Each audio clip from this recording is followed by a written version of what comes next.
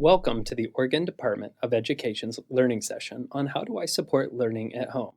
In this session, Timothy and Sam will discuss working with teachers and online resources to understand academic standards and children's learning needs, including where extra support might be needed, and finding and using evidence-based strategies to provide the learning supports at home that are consistent with those used in schools.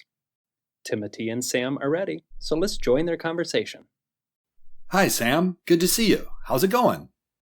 Oh, hey, Timothy. Today I'm motivated.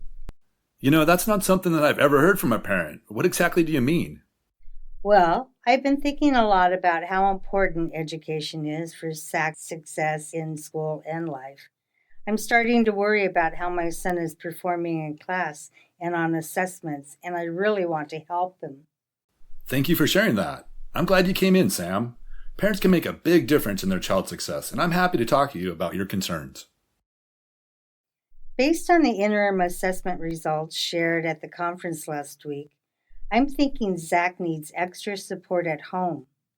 He did okay on last year's statewide assessments in language arts, math, and science, but barely met grade level proficiency on all three.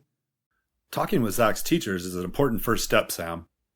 Whatever we do at home, we want to match with what's going on at school. If you want to match or align with what's going on in school, you'll need to know what teachers are teaching. One of the best ways to do that is to look at academic standards that guide classroom instruction and most assessments. In Oregon, that means Common Core State Standards, or CCSS for short, in language arts and math, and Next Generation Science Standards, or NGSS, in science. Academic standards are like a list of what students are expected to know and be able to do in each grade and contact area, right? Absolutely. That's what people mean when they talk about standards-based instruction and assessment. The standards are available online, and there are some great resources designed specifically for parents to help them understand what the standards are asking students to know and be able to do.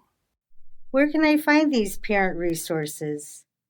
For starters, an internet search using terms like CCSS for parents, for language arts and math, or NGSS for parents, for science, will give you lots to choose from.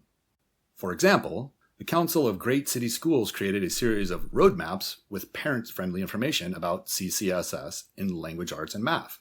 They're organized by content area and grade level and are available in both English and Spanish. As for science, NGSS member states, including Oregon, have developed online parent guides, also available in both English and Spanish. Just search for NGSS parent guides. I'm looking at the CCSS roadmaps on my phone right now, and at a glance, they look like they'll be really helpful. I'm sure the NGSS parent guides will be the same. Having a solid understanding of the academic content standards will help you know what's being taught and assessed at school. Keeping in regular contact with Zach's teachers will help you know his strengths and areas for improvement. If you would like to help strengthen those, you'll need some strategies to help him at home. Okay, which strategies are the best to use? Lots of parents have asked me that question. If you do an internet search for parent resources to help students at home, you'll see that there are many websites with advice and strategies for you to use. If you'd like to know where to start, then try NBC and Pearson's Parent Toolkit. It has an easy search tool to help you quickly find the resources you need. Will I have to sign up or pay a fee? No, these websites are free to everyone, and there are many more. Great websites like parents.nea.org and Edutopia offer parent research-based advice and support in lots of areas. Many quality websites are offered in multiple languages. For example, visit Clarin, Colorado, and look in the Ideas for Families column. This is a bilingual website dedicated to helping families support their English language learners in schools. Sounds like there's a lot out there, Timothy. Okay, so what kind of strategies am I going to find on these sites? Can you give me an example? Sure. Let's go over some things that you can do with Zach tonight. Sounds like a great idea. Okay, let's take math as an example.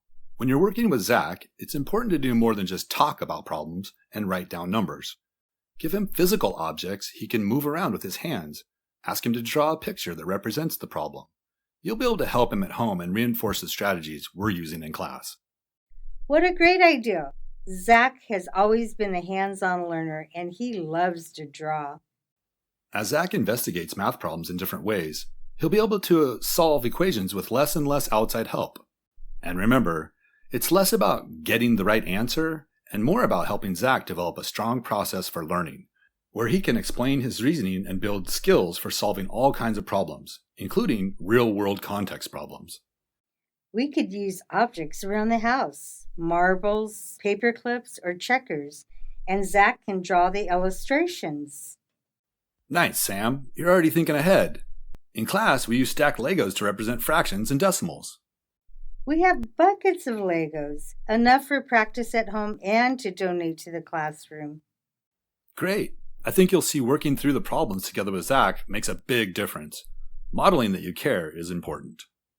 Well, it will take some time to look over the websites you mentioned and find others, but if it will reinforce what's going on at school and help Zach, I'm game. Perfect, Sam. Now, for language arts. It's a good idea to make reading part of everyday activities and discussions at home. Yikes, that could be hard. When I get home from school and work, we're tired, and often we just like to watch a show or catch up on my phone. It's hard to encourage my kid to read if I'm not reading myself. Well, you don't have to read for hours and hours. Even 15 minutes of reading each day is proven to help increase vocabulary, improve fluency, and deepen comprehension, skills that boost learning in all content areas. And regular reading also improves writing skills. Reading and writing are partners. Practicing one improves the other. That makes sense, but what should I have my son read? As long as he's interested, it can be fiction or nonfiction, magazines, graphic novels, or comic books, just about anything, as long as he's reading. So I should just encourage him to read? Exactly, Sam. Giving your child access to lots of different kinds of text will support learning from elementary through high school and beyond. You can bring home books or subscribe to magazines based on Zach's interest. Your family can play reading-related games like Scrabble. You can reinforce positive reading experiences by streaming movies on the topics he reads about, visiting museums, or taking part in community-related events. We can do those things. Of course you can, and show him that reading is important by doing it yourself. Let him see you reading each day. You can even start a family book club where everyone reads something of Zach's choice. Write about what was read, and then talk about it together. Again, helping strengthening that connection between reading and writing in a way that's fun for the family.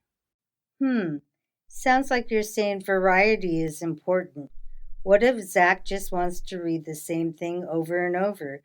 I mean, when he was in middle school, the only thing he cared about was Harry Potter. Actually, rereading builds vocabulary knowledge and increases fluency. Don't worry, his interests will broaden with time. Timothy, to hear you talk, reading sounds like it can work wonders. That's true. For example, when it comes to students who are classified as English language learners, regular reading is critical in building vocabulary and fluency, whether that reading is in English or another language. In fact, for students who are lucky enough to speak another language, reading in that language also improves their English skills. Parents of students who speak a language other than English should encourage their children to practice and improve that language. That doesn't slow their child's English learning down, it actually speeds it up. Okay, we have a plan. Thanks for explaining what evidence-based strategies are and where we can find them.